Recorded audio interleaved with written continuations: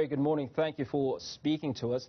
So there seems to be some confusion around the initial 7 days that was proposed as the hospital would be closed for that period, and now the assessment that we're hearing that it will take longer. Certainly not confusion, considering the fact that an eye assessment compared to the scientific assessment of it done by engineers would totally differ. But we are working around the clock with a team of engineers, as well as, of course, our counterparts in the South African Police Service, who are also conducting their own investigation to ensure that they find out what caused the fire. But on our side, to then make sure that we are able to put together a report that will allow the Department of Infrastructure Development and the Department of Health to look at what we need to do in order to repair. So at this point, just how much damage are you aware of? And what is the extent of that damage? We are only aware of the structure of where the storage was, of course, and it also affected, as you are showing on the screens, the parking level. And we also appreciate the fact that, and we understand the fact that the smoke would have gone into some of the wards, and that requires us to then go into those air ducts, do an air quality check, and make sure that that air quality is brought back to normal, so that the air that is breathed both by the staff in the hospital wards and patients themselves is of the highest quality. Any ideas on the nature of the structural damage? Presumably that is serious damage. Not yet, not as yet. We will only be able to talk, and we hope that we can come back to your platform and share an update once a full report has been presented to us. So at this juncture, we have little to no information, and as far as how long it will be before the hospital reopens. Definitely. And what we are doing at the moment is to make sure that those areas that are only affected by the smoke are put back to normal working order as soon as possible.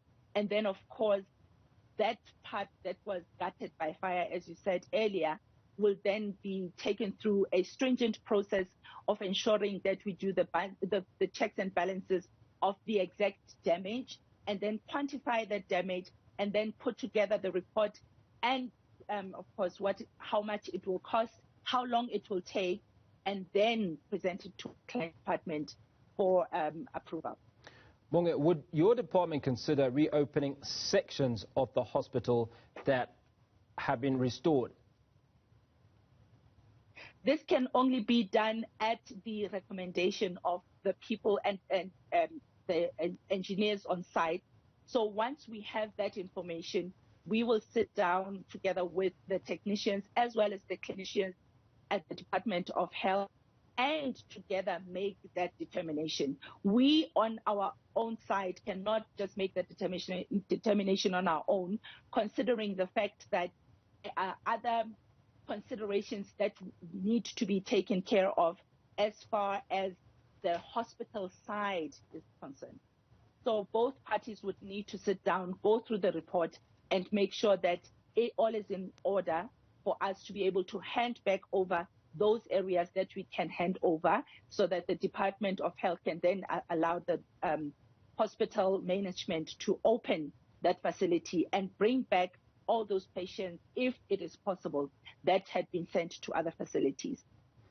I'd like to think that despite the processes of checking the fire equipment that was available in the hospital, that is something that you will be seriously looking at to avoid future fires, or certainly fires of this magnitude.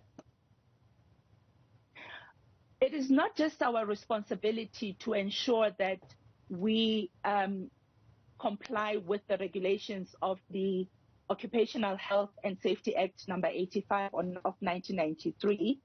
There's a section that deals with a responsibility that is based on the facility itself.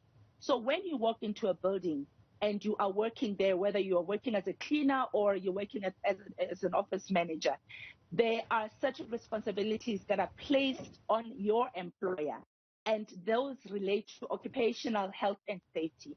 And this means the Department of Infrastructure Development will do its bit in as far as the legislative maintenance of all the fire equipment are concerned, and that the end user, which is the hospital in this case, also have their own responsibility. I'll just give you a quick example.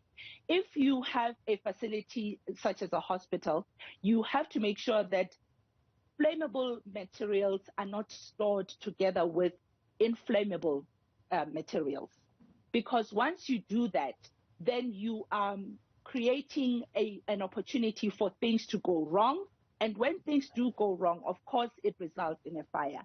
The other issue is that there are certain other responsibilities that are placed upon the municipality. And in this instance, the city of Johannesburg has to have their own hospital fire plan before going to a site of fire, to ensure that they know already where the fire hydrants are, so that they know exactly where to go to connect for water.